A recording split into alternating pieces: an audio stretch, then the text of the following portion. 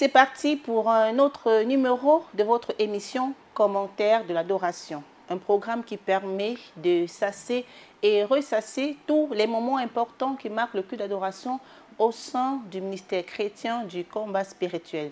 Mesdames et messieurs, bien-aimés dans le Seigneur Jésus-Christ, shalom, merci de votre indéniable fidélité à la télévision de Jésus-Christ. Pour cette autre livraison, nos attentions sont focalisées au siège de la Renaissance de Bruxelles en Belgique, le culte d'adoration de ce dimanche 31 août 2025 qui a été marqué par 3 temps forts. Le siège de la Renaissance, où Papa Alain Gabriel Olangui et son épouse continuent sans désemparer leur séjour missionnaire de plus de 2 mois déjà.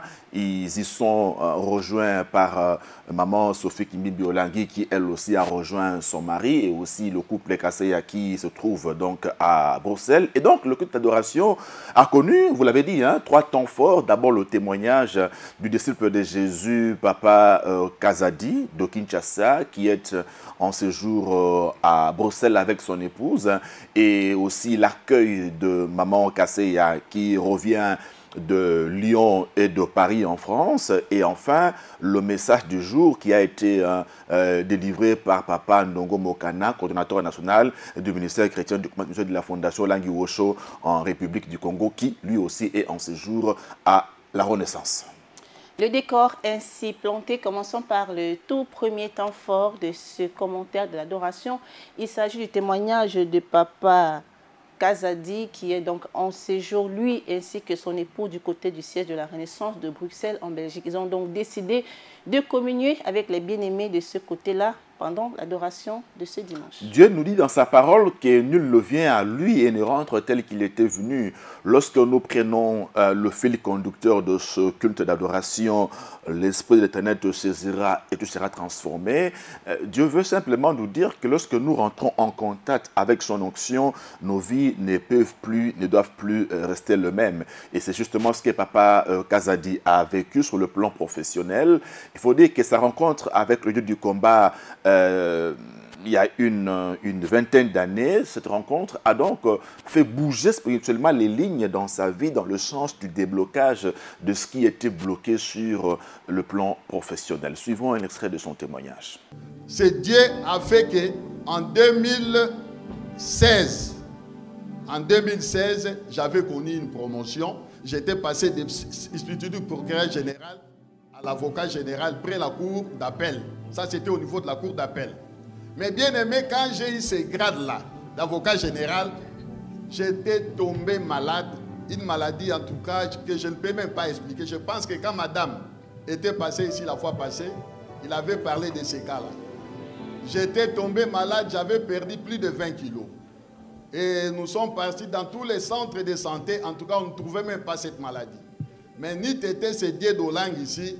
En tout cas, je ne sais même pas si je serais encore, en tout cas, je pouvais être encore en vie jusqu'à ce jour. Pendant que j'étais malade, il y avait même un symposium, c'était un symposium, une convention en Angola. Madame, mon épouse, m'a laissé à la maison très sérieusement malade. Mais elle a dit que moi, je dois aller arracher, en tout cas, la guérison de mon mari en Angola. Gloire à Jésus. Elle a quitté Kisangani, là où nous étions, là où elle m'avait laissé malade. Elle est allée à ce symposium. C'était un symposium en Angola. L'inauguration, c'était dédicace. Dédicace de notre siège d'Angola. Auditorium.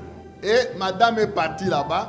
Au retour, je vous assure que c'est en tout cas la prière, Dieu avait exaucé ses prières. Amen. Au retour, j'avais passé au moins toute une année, j'étais malade. Et au retour, quand elle était de retour, en tout cas, Dieu a fait grâce.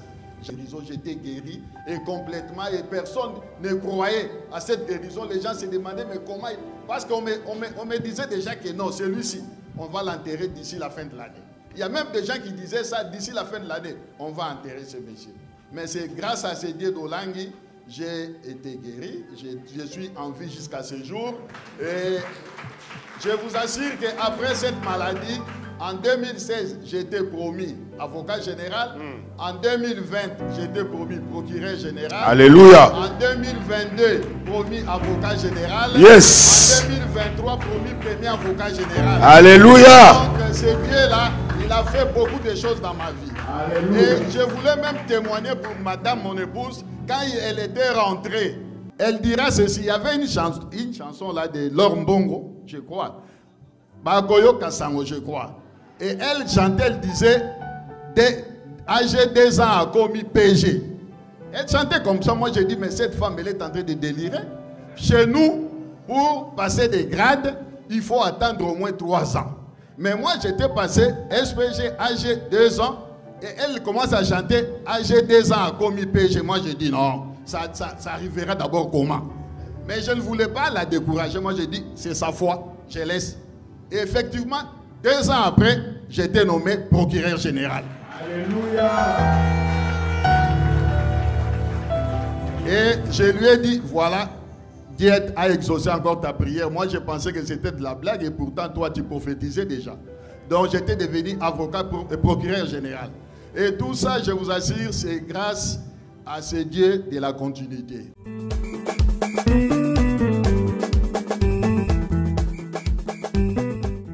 L'Écriture sainte nous dit dans Jérémie 22 au verset 30, « Ainsi parle l'Éternel.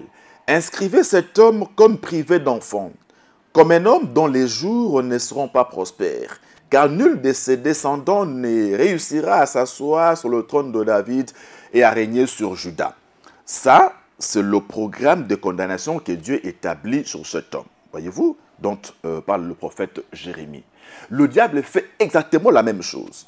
C'est-à-dire que nous naissons, nous trouvons déjà des cadres maléfiques dans nos familles qui nous condamnent à un mode de vie donné. Pour cet homme ici, il est notamment privé d'enfants, voyez-vous. Alors, lorsque vous regardez la vie de Papa Kazadi, il le dit, il rencontre ce Dieu du combat avec son épouse en 2006, mais lui, il est en train de stagner sur le plan professionnel. Donc, il y avait une condamnation qui sous-tendait son blocage sur le plan professionnel. Et donc, nous sommes nombreux comme ça à rencontrer des situations malencontreuses dans la vie. Il ne faut pas en vouloir à ceux qui nous entourent ou à nos responsables. Remettons-nous nous-mêmes en cause pour nous demander, est-ce que je n'en suis pas pour quelque chose? Okay? De par mes origines, ce que je suis, ne justifie-t-il pas ce que je suis en train de vivre sur le plan professionnel? Donc, il est important que nous rentrions dans nous-mêmes pour pouvoir découvrir les causes de ce que nous déplorons. Notre Papa Kazadi qui commence à palper la main de Dieu en 2016, notamment par sa nomination en tant que procureur général. Mais l'ennemi qui ne s'avoue jamais vaincu va comme ça l'attaquer au niveau de sa santé, notamment en lui faisant perdre 20 kilos. Là, nous sommes à Kisangani, hein, où le couple, la famille Kazadi était en mission. Donc là, nous comprenons véritablement comment le diable opère en termes de représailles. Parce que là, il s'agissait d'une prison dans laquelle Papa Kazadi se trouvait. Et leur engagement au ministère, comme nous l'avons dit au début, a fait bouger les lignes sur le plan spirituel. Donc, l'esclave, le prisonnier, venait d'être affranchi. Et les geôliers l'ont poursuivi. Et ils ont dit, bon voilà, puisque tu as réussi à échapper, eh bien, tu n'iras pas trop loin, tu vas mourir. C'est comme ça qu'il est tombé malade. Alors, Dieu merci, Papa Kazadi a une femme spirituelle qui a compris que si je croise les bras, je vais perdre cet homme. Voilà comment elle va comme ça s'investir, à aller chercher la face du Seigneur en 2016 à Luanda, lors de l'inauguration de la cité de la Nouvelle-Jérusalem. C'est là qu'elle veut rencontrer le Dieu qui guérit. Elle dit à son mari, je te laisse dans cet état, dans tous les cas, ce n'est pas moi qui te guéris, mais je vais chercher le Dieu qui guérit, Jéhovah Rapha, à Luanda. Elle est partie, elle a mis sa foi en œuvre et à son retour, son mari a été complètement guéri. C'est pour dire que lorsque nous ciblons la cause du problème et que nous nous attaquons à la racine, sur le plan spirituel, comme c'était le cas de Papa Kazadi, les résultats ne tardent pas à se manifester. Papa Kazadi a véritablement expérimenté la main de Dieu en obtenant 3 promotions, chacune en l'espace de 2 ans. Lorsque Dieu décide de nous faire du bien, hein, il passe outre les principes, les lois établies par les hommes parce qu'il est lui-même au-dessus de toute domination, de toute autorité, comme nous l'avons vu dimanche passé. Papa Kazadi l'a aussi dit que ce qu'il a vécu fait remonter davantage sa foi, parce qu'au départ de papa et maman au lac de la félicité céleste, lui, il disait, mais qu'est-ce que je vais devenir?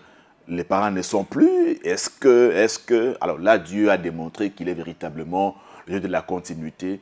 Il continue donc d'agir. Là, il a connu 3 promotions, voyez-vous, alors qu'en principe, il devait attendre au moins 3 ans pour passer d'un grade à un autre. Mais là, en l'espace de 6 ans, il a connu 3 promotions. Aujourd'hui, il est premier avocat général après la Cour de cassation. C'est une grande autorité judiciaire dans notre pays, un haut magistrat qui, aujourd'hui, loue ce Dieu de la continuité qui a véritablement mis un cantique nouveau dans sa bouche, qui a transformé sa vie sur le plan professionnel. C'est ça, l'action de l'Esprit de Dieu dans la vie des chrétiens.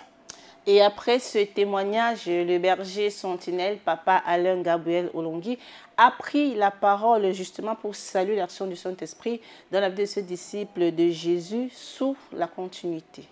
Lorsque nous avons des grands avocats à Kinshasa qui sont saisis par l'Esprit de Dieu, transformés dans leur entièreté, mais on ne peut que gagner à Bruxelles. On ne peut que gagner à Bruxelles. Pourquoi?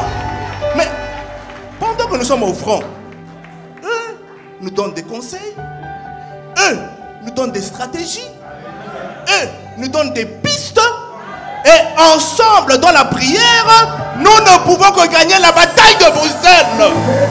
Acclamons le Seigneur.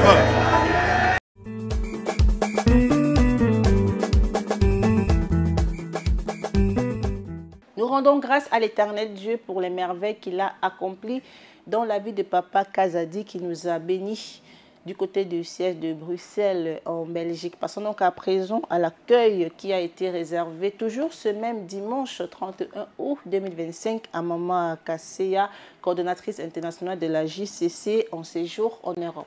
Écoutons d'abord ce qu'elle a dit au sujet de la justification du siège de la Renaissance. Le Dieu de nos parents est en train de faire son travail. Ce n'est pas le travail d'un homme, mais c'est le travail de Dieu lui-même. Parce que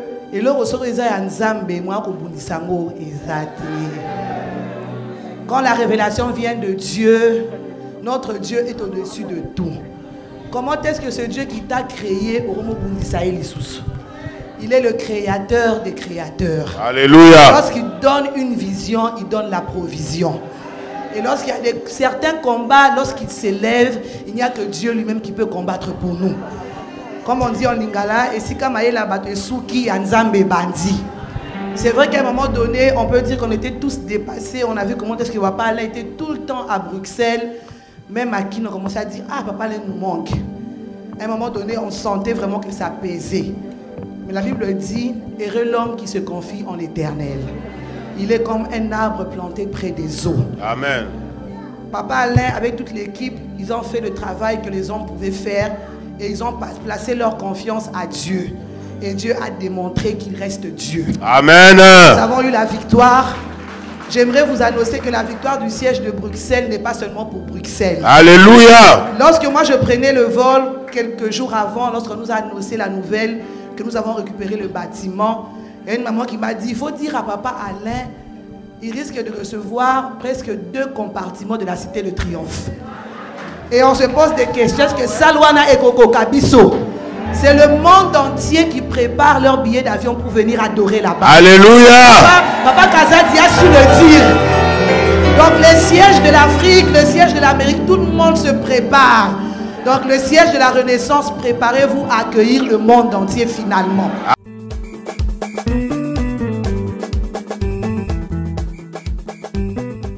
Lors de sa prise de parole, Maman Kasseya Olongui a dit que le Dieu de nos parents a fait son travail. Elle a donc invité les chrétiens combattants du siège de Bruxelles en Belgique de se préparer à accueillir tous ceux-là qui viendront célébrer la victoire. Tous, on va donc se retrouver à Bruxelles pour cette grande célébration à l'honneur de notre Dieu qui a rendu possible cette grande victoire, selon qu'il est écrit dans Ésaïe chapitre 41 au verset 20, afin qu'ils voient, qu'ils sachent, qu'ils observent et considèrent que la main de l'Éternel a fait ces choses, que le Saint d'Israël en est l'auteur. Donc, ce n'est pas l'œuvre d'un homme, mais c'est l'œuvre de Jésus-Christ de Nazareth à travers son esprit qui a utilisé les hommes, voyez-vous, pour qu'aujourd'hui on en arrive à cette grande victoire que nous célébrons aujourd'hui à la Renaissance. Maman Aksa Kaseya Olangui, il faut le rappeler, elle est en séjour missionnaire en Europe avec son mari. Ils ont commencé par la première étape de Lyon, en France, pour des journées de prière de la JCC. Ensuite, ils sont allés à Paris pour une soirée spéciale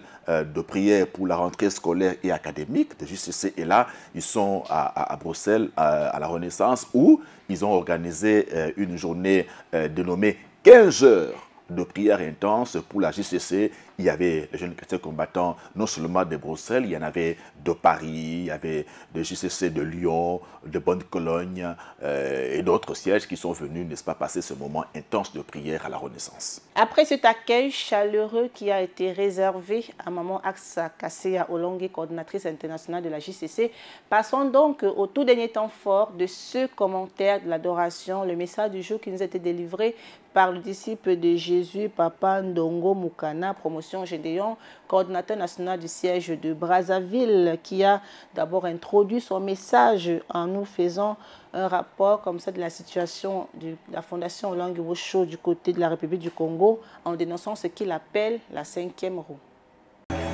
Nous sommes un ministère international au point que lorsqu'il faut identifier le ministère chrétien du combat spirituel au Congo, nous disons ministère chrétien du combat spirituel Congo-Brazzaville. Donc ce n'est pas nouveau. Parce qu'il y a toujours des gens qui veulent mettre une 5e roue sur une charrette qui en a 4. Alléluia. Une charrette à 4 roues, elle fonctionne correctement. Et toi, tu viens, tu te dis, je vais mettre une 5e roue.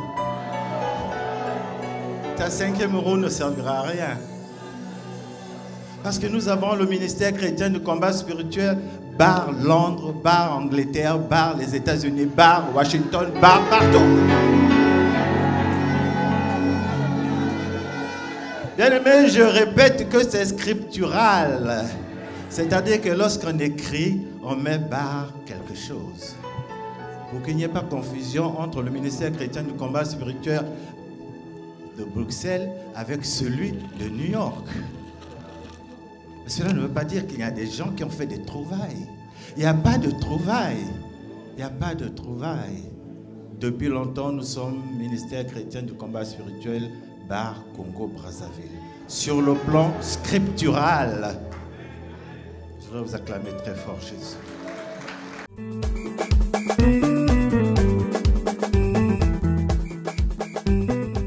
Papa Ndongo Moukana, que nous appelons affectueusement en République du Congo, à Brazzaville principalement, le papa de tout le monde, et donc là, monter sur ses grands chevaux, hein, il faut le relever pour dénoncer cette malice de l'ennemi Satan qui veut réinventer la roue.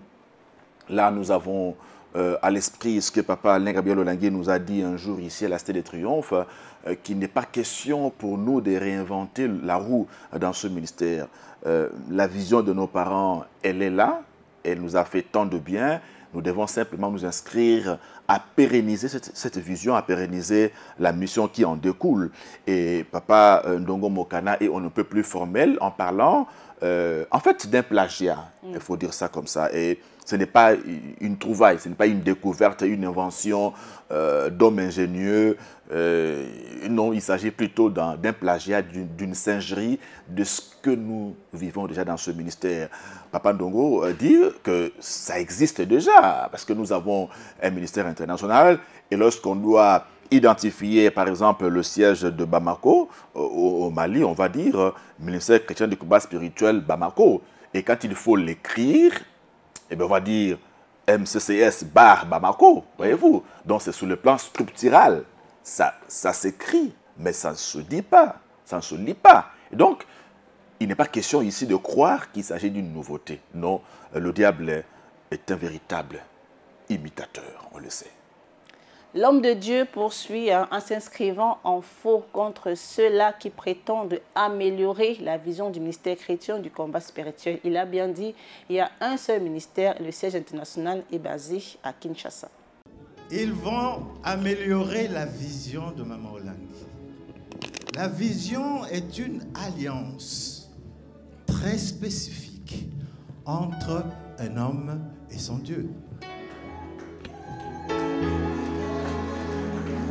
Alors, comme tel, lorsqu'on adopte cette vision, tout ce qu'on peut faire, c'est ou laisser cette vision ou rentrer dans cette vision. Parce qu'elle concrétise l'alliance que cette personne a eue avec son Dieu. Donc il ne peut pas avoir une vision qu'on améliore, c'est impossible. La vision de Maman Olangi reste la vision de Maman Olangi. Alléluia! Je voudrais mettre quand même les points sur les i à ce sujet parce que j'aime pas les cinquièmes roues, moi. Elles ne servent à rien. Alléluia! Les cinquièmes roues ne servent à rien. Amen. Et nous disons, et je voudrais, sur cette tribune, ici à Bruxelles, vous dire qu'il n'y a qu'un seul ministère chrétien du combat spirituel, c'est celui de la Fondation Olangi Osho dans le siège. Amen. Dans le siège international se trouve à Kinshasa. Que tu sois de Londres, que tu sois de Bruxelles, que tu sois de Cotonou, que tu sois de partout dans ce monde, le siège international se trouve à Kinshasa. Le reste, c'est des hérésies. Des hérésies. Je suis désolé de le dire.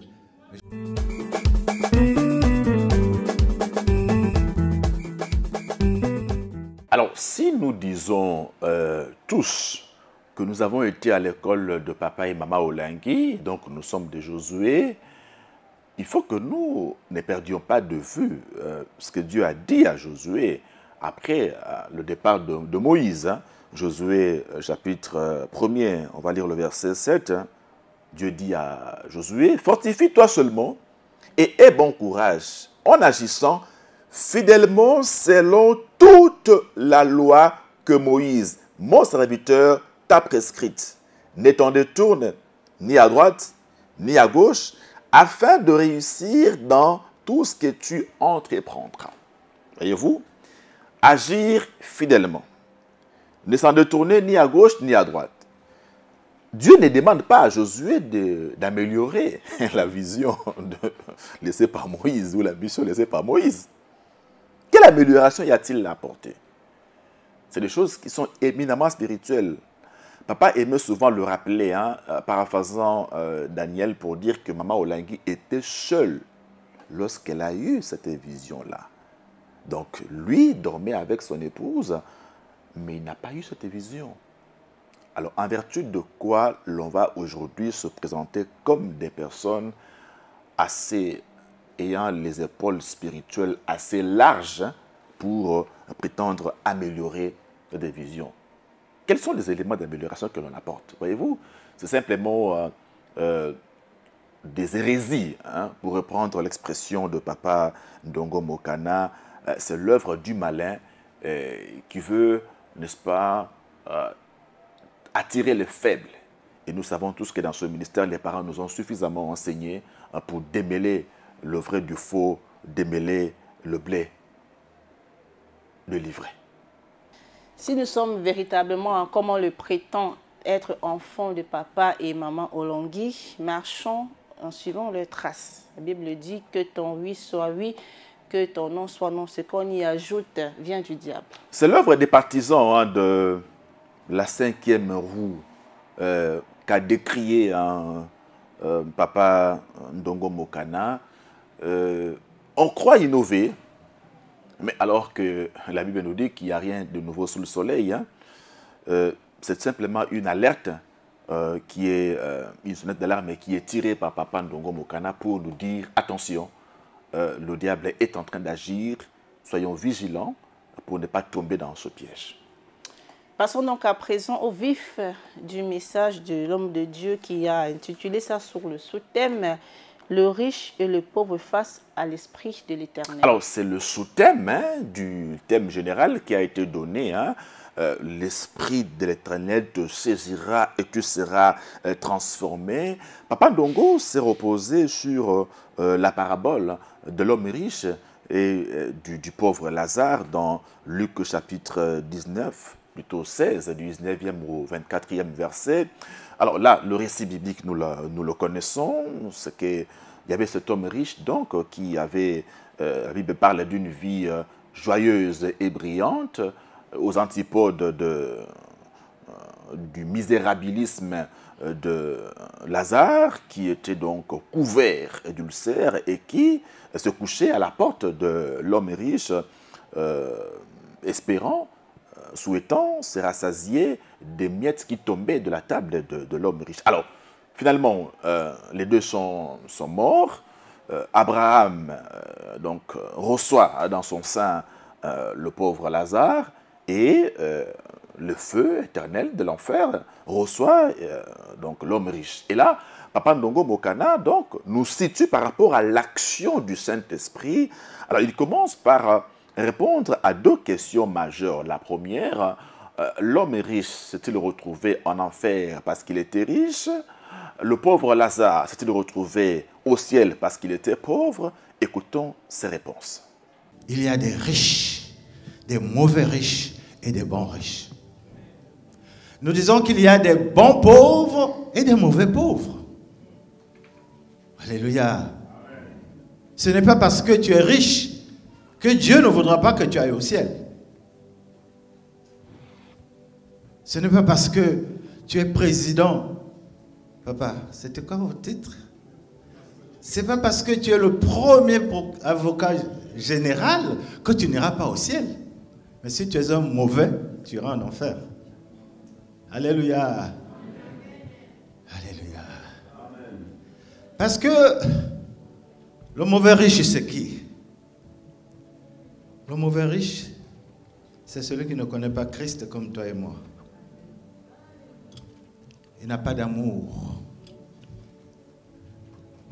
Dans le milieu où il vit, il ne sait pas qui souffre ou qui ne souffre pas. Et il ne rend pas des actions de grâce à Dieu lorsque, par exemple, il a gagné un marché qui fait de lui de plus en plus riche, parce qu'il ne connaît pas Dieu. À qui il va rendre une action de grâce? Alléluia. Amen. Et le mauvais riche, c'est celui qui donne aussi par hasard. Il était dans une église. Lorsque tout va mal, il va reprendre ce qu'il avait donné.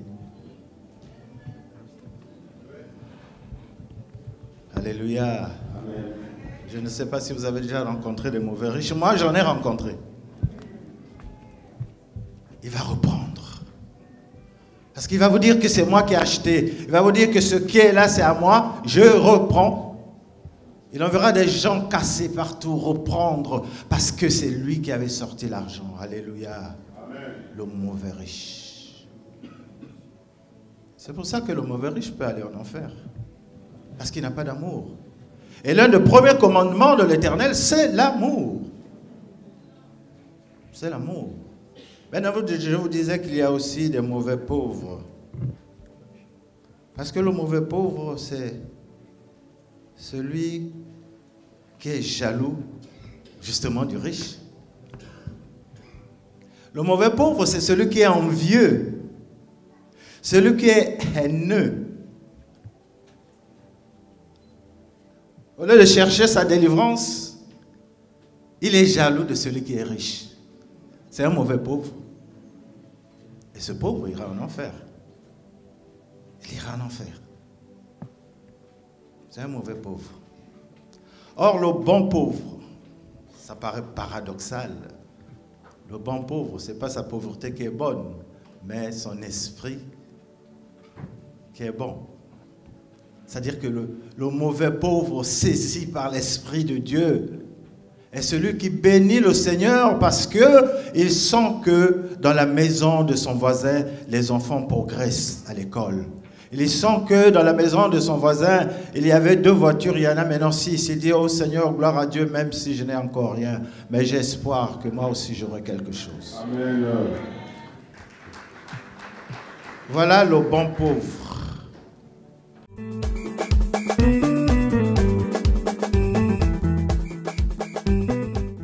Alors, Papa Ndongo est on ne peut plus formel quant à ce.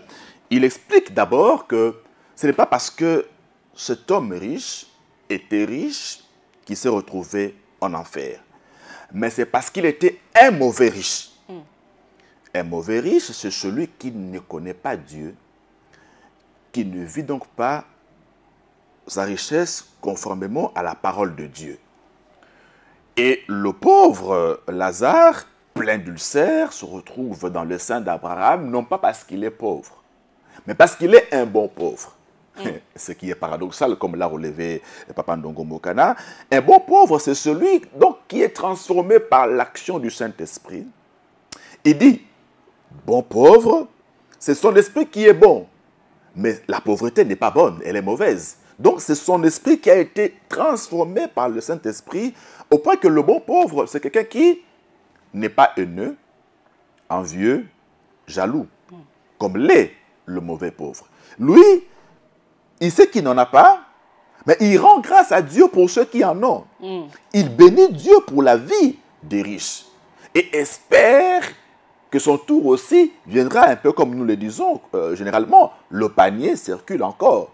Donc le mauvais pauvre, le bon pauvre plutôt, prend en mal sa patience et espère en l'Éternel, car il sait que celui-ci, donc Dieu, a formé sur lui un plan de bonheur et non de malheur pour lui donner un avenir et de l'espérance. Alors, Papa Ndongo Mokana a fustigé aussi ce qu'il appelait le mauvais riche. En l'occurrence, il a parlé de cet homme qui, engagé dans une communauté chrétienne et qui apporte de dons, participe à la construction de cette œuvre et qui, une fois en difficulté, décide de reprendre ce qu'il a donné prétendument à Dieu. C'est un mauvais riche. Un mauvais riche. Et qui finira en enfer, comme la parabole le dit très bien. Donc, voyez-vous, il faut que nous situions par rapport à cette typologie établie par Papa Ndongo Mokana.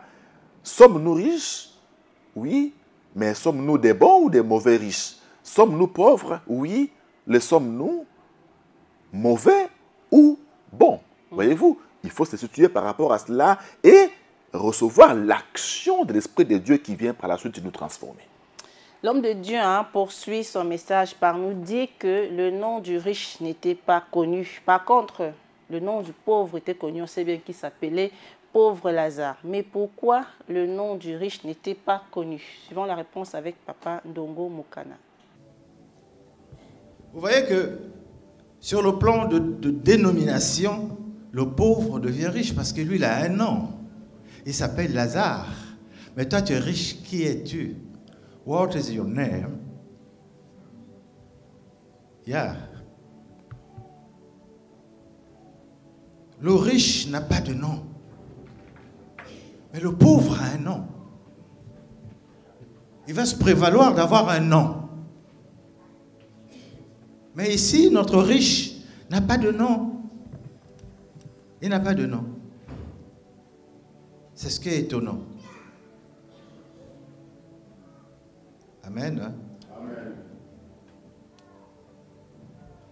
Le pauvre doit savoir qu'il ne doit pas avoir des prières d'homme pauvre. Il ne doit pas chercher un rêve idyllique qui ne l'amènera nulle part, mais il doit saisir, demander, chercher à ce que le Saint-Esprit soit avec lui afin qu'il progresse. Que le Saint-Esprit doit le saisir. Que le Saint-Esprit le saisisse dans tous ses états afin qu'il change. Et le pauvre devra avoir des rêves de riches. Alléluia. Amen. Il y a des pauvres qui restent pauvres parce qu'ils ont des rêves de pauvres. Il se dit, demain, peut-être que je rencontrerai un cousin qui va me donner 100 francs. C'est un rêve de pauvre. C'est un rêve de pauvre. Tu es pauvre, tu dois avoir des rêves de riches. Te dire que dans tout ce que j'essaie de faire, il faut que je progresse. Il faut que ma vie change. Il faut que je devienne un autre homme. Saint-Esprit, aide-moi. Saint-Esprit, aide-moi à ce que je change. Aide-moi. Amen. Amen. Et c'est ça. Vous savez, bien-aimé, lorsque j'étais enfant, j'ai toujours raconté cette histoire à tout le monde. Il y a deux choses quand j'étais au débutant. Je me disais, lorsque je saurais lire, c'est pourquoi vous voyez parfois des fous en train de prendre n'importe quel papier et puis lire. Moi, je me suis dit, je vais lire tous les petits bouts de papier que je vais rencontrer sur le sol, dans la rue. Parce que j'avais une envie folle de savoir lire. Alléluia. Ça, c'était un rêve honorable. Mais j'avais un autre rêve, un rêve de pauvre, parce que ma famille n'était pas riche. Une famille de 12 enfants. Alléluia. Amen. Et mon rêve de pauvre, c'était quoi? C'était de me dire, parce que dans notre maison, on se partageait le bout de pain entre les 12 enfants. Moi, je me disais, lorsque je serai riche, je vais m'acheter une cuvette de beignets. Je ne sais pas si vous, les enfants d'Europe, ils savent ce que c'est que les beignets. Hein?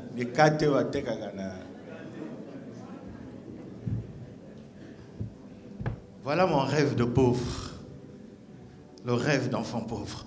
Je me dis, je m'achèterai une cuvette de beignets, je vais m'asseoir dans un coin et je vais consommer cela tout seul. Ça, ce n'est pas un rêve de riche. C'est un rêve de pauvreté. Et lorsque nous demandons cela à Dieu, eh bien, il ne fait pas un effort. Le Saint-Esprit ne bouge pas trop. Parce qu'il nous a dit, frappez, on vous ouvrira. Mais lorsqu'on ouvre, qu'est-ce que tu dis à Dieu? Demandez, il vous sera donné. Qu'est-ce que vous demandez à votre Dieu? Simplement une cuvette de beignets. Alléluia. Acclamons le Seigneur.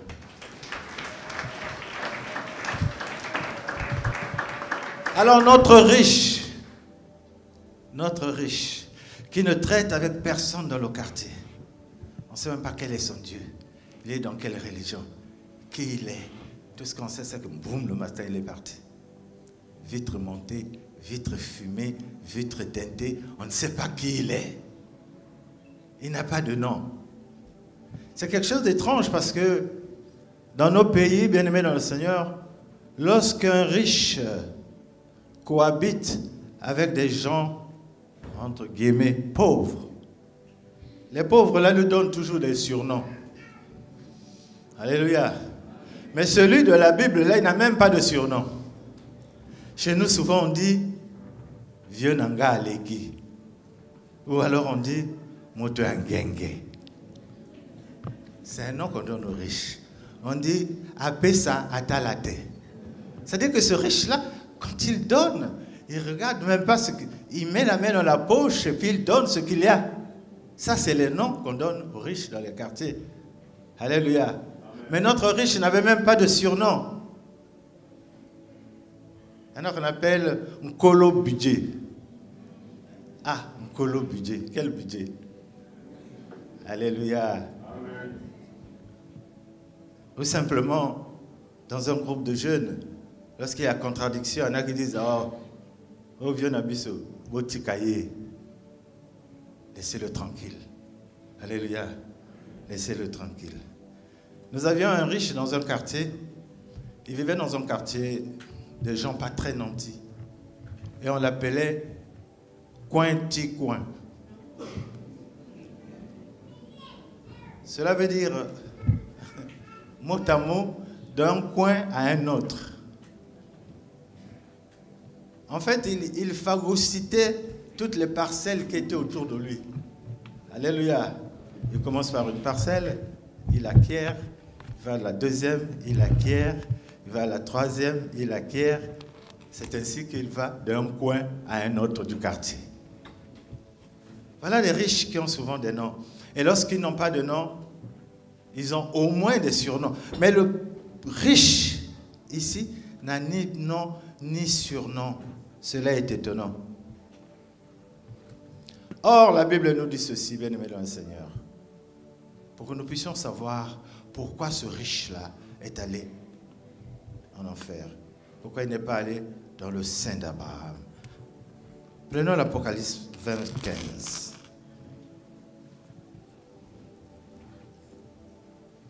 Apocalypse 25. Nous lisons la parole de Dieu.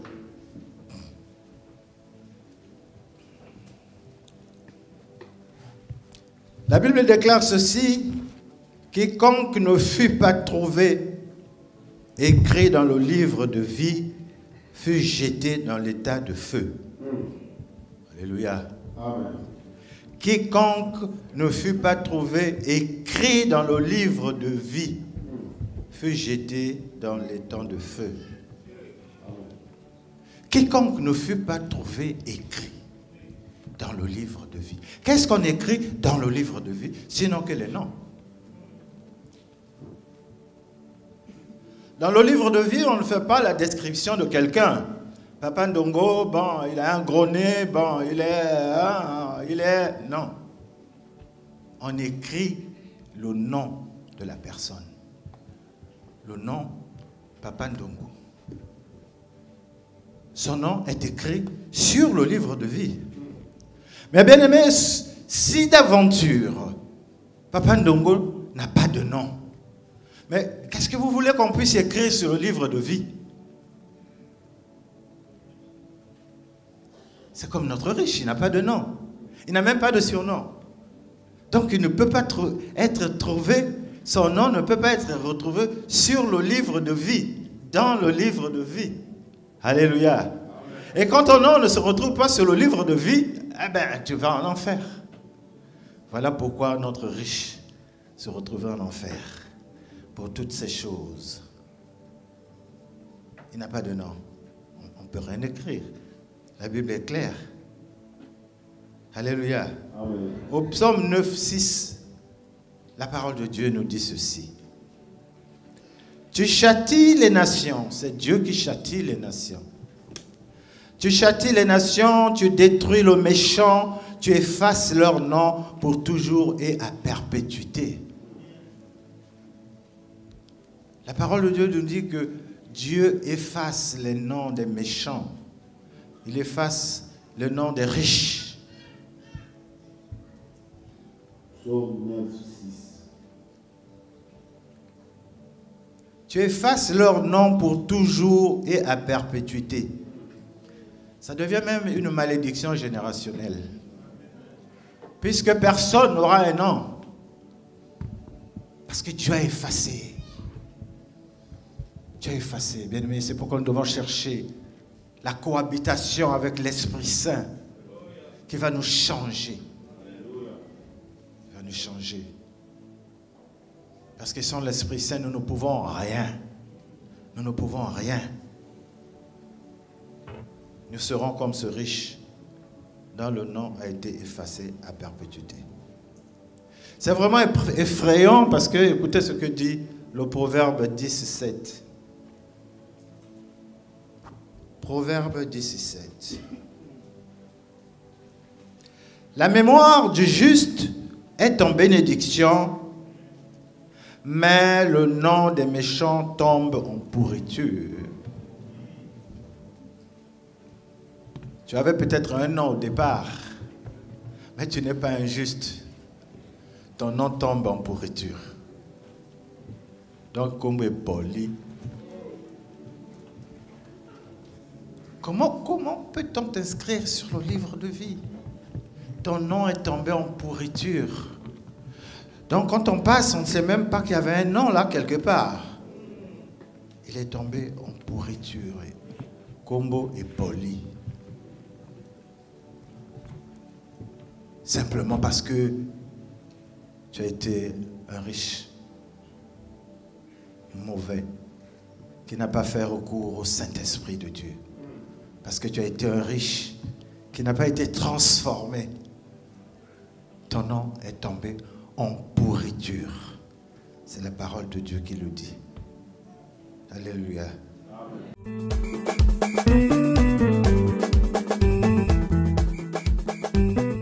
A priori, c'est étonnant que l'on ne nomme pas cet homme riche. Il s'agissait d'une célébrité, d'une personnalité, voyez-vous, d'un notable, qui d'office devait être connu par son nom. Mais son nom n'est pas repris. Il n'a pas de nom. C'est donc un homme riche, mais anonyme, étrangement. Par contre, le pauvre, lui, il a un nom. Il a une identité. Il est connu par le nom Lazare. Alors, Papa Ndongo nous dit ceci en parlant de 3 versets bibliques. Le premier, Apocalypse 20, 15, il nous fait comprendre que cet homme riche ne pouvait pas se retrouver au ciel parce qu'il n'a pas de nom. Or, dans Apocalypse chapitre 20, au verset 15, nous comprenons que ceux qui sont en enfer, leurs noms n'ont pas été trouvés dans le livre de vie. Alors, pour qu'un nom ne soit pas trouvé ou pour qu'un nom soit trouvé, il faut que ce nom déjà existe. Alors, le cas de cet homme riche, n'ayant pas de nom, et donc son nom ne pouvait pas non plus se retrouver dans le livre de vie. Premier verset biblique. Deuxième verset biblique, c'est Psaume 9, 6. Là, Dieu dit qu'il efface le nom des méchants. Donc, quand on est méchant, quand on est un homme riche, méchant comme celui-là, eh on finit par se retrouver en enfer. Donc, l'action du Saint-Esprit n'est pas là, parce que ça trouve un cœur barricadé, un cœur verrouillé systématiquement, un cœur dur. Papa Ndongo termine par Proverbe 10, au verset 7. La Bible dit que le nom du méchant tombe en pourriture. Donc, ce nom-là n'existe presque plus. Voyez-vous, aujourd'hui, nous connaissons, notamment dans nos pays d'Afrique ici, beaucoup de personnes qui étaient célèbres, des noms de familles célèbres et qui aujourd'hui se sont amenuisés en peau de chagrin. Parce qu'elles tombaient en pourriture du fait de la méchanceté de cœur. Et c'est justement ça, le mauvais riche dont Papa Ndongo a parlé. Papa Ndongo poursuit donc en nous posant une autre question simple en apparence, mais fort riche en signification. Que faire donc si notre nom n'est pas inscrit dans le livre de vie ou alors si on n'a pas de nom? Suivant. Ésaïe 62, 2. 62, verset 2. Alors, les nations verront ton salut et tous les rois ta gloire, et l'on t'appellera d'un nom nouveau que la bouche de l'Éternel déterminera. On t'appellera par un nom nouveau que la bouche de l'Éternel déterminera. C'est pourquoi très souvent, à tort ou à raison, lorsque nous connaissons Christ, on cherche à changer les noms. Mais bien aimé, on n'en a pas le droit. Sache aujourd'hui, si tu avais changé ton nom parce que tu te dis tu es chrétien délivré, tu es combattant, allez, je prends un nom, Niet Tovarich. Ce nom, la Bible nous dit qu'on t'appellera par un nom nouveau que la bouche de l'Éternel déterminera. Alléluia. Amen. Nous voyons parfois des frères et des sœurs, quand tu le rencontres, alors Michel, ah non, Gaza Kalsou Michel te. Ah bah, au commandant, comme Genèse. Oh! Oh, comme bon zame, on t'appelle ça kayo? Genèse. Ou bien Apocalypse 2. Oh! On va nous couper. Le nom doit venir de la bouche de l'Éternel. Amen. On a comme proverbe. Moi, je suis devenu proverbe. Comme on a 2 rois. Mon nom maintenant, c'est 2 rois. Nombre. Nombre. Comme on a comme 2 chroniques. Mon nouveau nom, c'est 2 chroniques. Alléluia. Amen. Alors les nations verront ton salut et tous les rois ta gloire, et l'on t'appellera d'un nom nouveau que la bouche de l'Éternel déterminera. Tant que la bouche de l'Éternel n'a pas encore déterminé quel sera ton nom, you have to for it. You have to wait for it, please. Yeah. Tu dois attendre. Tu gardes ton nom. Tu attends que la bouche de l'Éternel te donne un nouveau nom. Je fais un petit témoignage, bien aimé dans le Seigneur. Il y en a qui le connaissent déjà. Mon épouse me disait Franck, parce qu'on m'appelait Franck. S'il y a des Franck dans la salle, je crois qu'il faut attendre que Dieu vous parle. Ne vous précipitez pas. Elle me dit, chérie, je ne comprends pas. Ou je suis en train de comprendre quelque chose. Dans tous les films américains et autres, quand on voit, les Franks, c'est souvent des bandits. C'est souvent des séducteurs. Mais ton nom là, Dieu me dit qu'il faut que tu le changes. Oh, vous savez quand on vous dit ça, vous êtes choqué.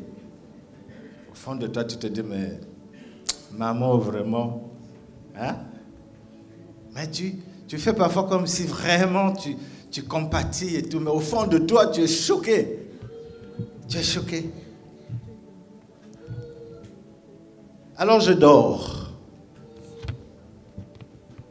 Jérémie 33:3. Seigneur, tu m'as dit, invoque-moi, je te répondrai. Je te montrerai des grandes choses, des choses que tu ne connais pas. J'ai invoqué ce Dieu. Je dis, pourquoi ma femme? Pourquoi elle me triture comme ça? Pourquoi? Pourquoi Franck, c'est bien? C'est pas parce qu'elle est à la CFMC que je dois changer Franck. Hein? Parce qu'il y a un colo ministère. Donc j'avais des idées qui allaient à gauche, qui allaient à droite. Et puis quand j'ai fait cette prière, j'ai dit, Dieu, parle-moi quand même. Bien-aimé, notre Dieu est vivant. Amen. Le Dieu de Langueosho est vivant. Amen. Le Dieu de Langueosho parle. Parle. Invoque-moi, je te répondrai. Je te montrerai des grandes choses, des choses que tu ignores. Moi, j'ignorais toutes ces choses. Un jour, je dors. Et puis, à un certain moment, je me réveille. Vous savez que les grandes révélations, parfois, c'est un petit sommeil. Tu es juste parti et puis ma bouche était en train de bouger. Ma bouche était en train de bouger. Mais je ne savais pas que c'était le Saint-Esprit qui avait saisi ma bouche pour me changer. Je disais, je m'appelle Daniel. Je m'appelle Daniel. Je m'appelle Daniel. Gloire à Jésus.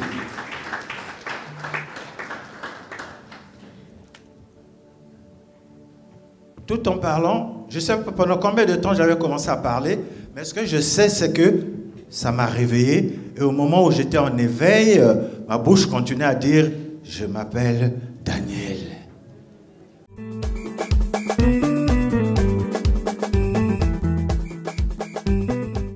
Alors là, il n'est pas question de chercher à mis en garde de Papa Ndongo un homme de substitution. Non, il faut comprendre que pour se retrouver au ciel, il faut avoir l'identité de celui qui a créé le ciel. Voyez-vous? Qui se ressemble, s'assemble du tout. Alors, Papa Ndongo est parti d'Ésaïe 62 au verset 2 pour dire qu'il s'agit là de la recherche du nom que la bouche de l'Éternel déterminera. Donc, lorsque vous n'avez pas un nom, voyez-vous, ou que vous êtes un mauvais riche, ou que vous êtes un mauvais pauvre, donc vous n'allez pas vous retrouver au ciel. Il faut que vous ayez un nom que Dieu vous donne, un nom qui est compatible à la vie céleste. Ainsi, vous allez vous retrouver au ciel. Parce que vous avez l'identité qui rime avec la vie céleste. Donc, il n'est pas question ici de courir derrière des noms que l'on change à tout vent ou à l'emporte-pièce parce qu'on dit, voilà, je m'appelle Jupiter, bon, je vais devenir Josué, hein, pour prendre un nom biblique. Papa Ndongo a cité plusieurs noms là-bas. Non, il faut avoir la révélation sur le nom que la bouche de l'Éternel seule déterminera. C'est là la force. Donc, à partir de ce moment-là, quand on a un nom qui était déterminé par la bouche de l'Éternel, il y a donc une action de l'Esprit de Dieu qui accompagne ce nom et qui amène la transformation dont le thème général a parlé. Papa Ndongo a également relevé son cas à lui-même. Hein. Comment? Par la révélation divine. N'est-ce pas? Il a eu le prénom de Daniel. Voyez-vous, c'est merveilleux quand on reçoit des dieux un nom de révélation. Toujours dans son message, l'homme de Dieu, Papa Ndongo Moukana, nous donne donc la portée spirituelle du nom que l'Éternel nous donne de sa bouche qu'il a déterminé. La Bible nous dit que dans la crainte, dans la peur de rencontrer son frère Ésaü, parce qu'il lui avait fait du tort, Jacob s'est retiré en prière. Il a mis sa famille à l'abri. Il s'est mis à prier. Mais bien aimé, je crois, et peut-être que tu le crois aussi, que ce que cherchait Jacob, c'était une espèce de puissance pour combattre son frère. Parce qu'on lui avait dit, ton frère arrive avec tout un bataillon. Les gens qui changent toujours ce qu'ils voient. Leur donner un message, ils vont édulcorer le message. Donc Jacob avait peur. Est-ce qu'il pouvait demander à son Dieu? Ça ne peut pas être autre chose. S'il était dans le monde actuel, un responsable quelque part, il allait dire, ah Seigneur, donne-moi des armes, donne-moi des drones, parce que les drones sont à la mode. Donne-moi ce qu'il faut pour combattre mon frère. Mais au fond de lui, il cherchait quelque chose. Il cherchait quelque chose, il cherchait une puissance. Laquelle? Une autre présence des anges qui serait autour de lui. Oui, c'est vrai, les anges campent autour de nous, ils nous arrachent de tout danger. Mais cela n'est pas physique. Mais lui, il cherchait quelque chose de physique, de palpable. Mais surtout, il ne cherchait pas un nom. Non. Jacob ne cherchait pas un nom. Qu'est-ce qu'il va faire avec le nom? Il ne cherchait pas un nom. Il cherchait une certaine puissance pour combattre, résister à son frère ennemi. Mais Dieu a fait autre chose. Dieu a simplement changé son nom. Dieu a simplement changé son nom. Ça veut dire, bien-aimé dans le Seigneur, lorsque Dieu te donne un nom, ce nom n'est pas seulement un symbole, il a une puissance. Et la suite de l'histoire nous démontre qu'il avait suffi que Jacob, qui est devenu Israël, se présenta face à son frère. Il était surpris que son frère n'avait plus de velléité de guerre. Et la Bible déclare qu'ils se sont embrassés. La puissance du nom. La puissance du nom qui vient de l'Éternel. Mais cela n'est possible que lorsqu'on se soumet à l'Esprit Saint, à l'Esprit de Dieu qui doit nous transporter, nous transformer, nous changer en une autre femme, en une autre personne. Que le Seigneur bénisse sa parole.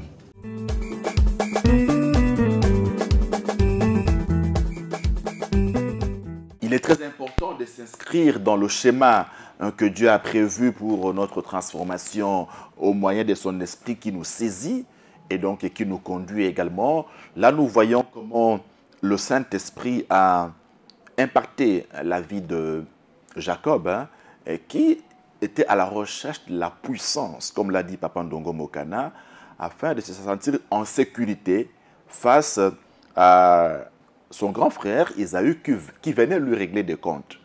En ce moment-là, lorsque Jacob demeure seul à Péniel, il ne s'attend pas à un problème ou à un changement de nom. Ce n'est pas ça qu'il cherche a priori. Lui, il veut être béni et sécurisé par rapport à cette menace de mort qui pesait sur lui. Alors Papa Ndongo nous dit, voilà, Dieu commence par changer le nom de Jacob à Israël, n'est-ce pas?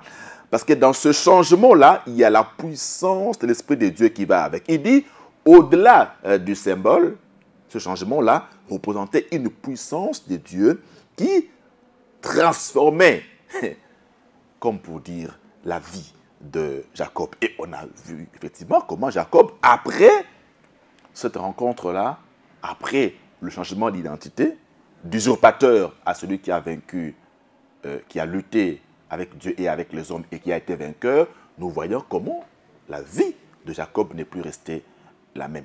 Donc, avec le Saint-Esprit, nous avons la possibilité de changer de vie, de changer de nom, des programmes et donc de vivre la nouveauté de vie en Christ. Les chrétiens combattants de la Renaissance ont très bien reçu ce message qu'ils ont digéré dans une adoration profonde.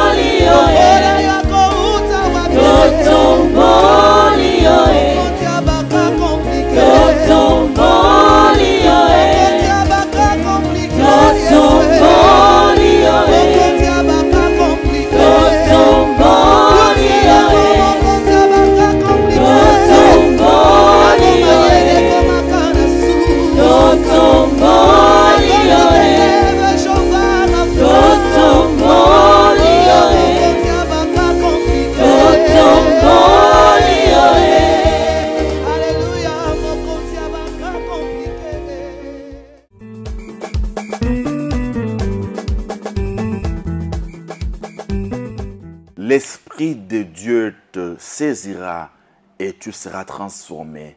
Même si tu es un mauvais riche, tu es un mauvais pauvre, Dieu est capable, par son esprit, de te transformer. Même si tu n'as pas de nom comme cet homme riche, Dieu est capable de te donner un nom. Alléluia. Que sa bouche va déterminer.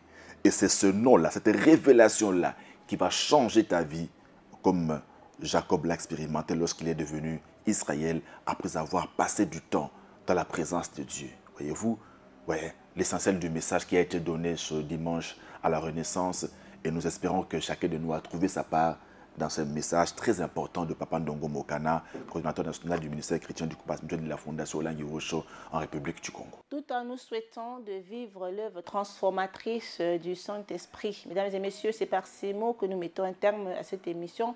Commentaire d'adoration de ce dimanche 31 août 2025. Excellent mois de septembre à tous. Que Dieu vous bénisse. À nous revoir pour un prochain numéro. Shalom.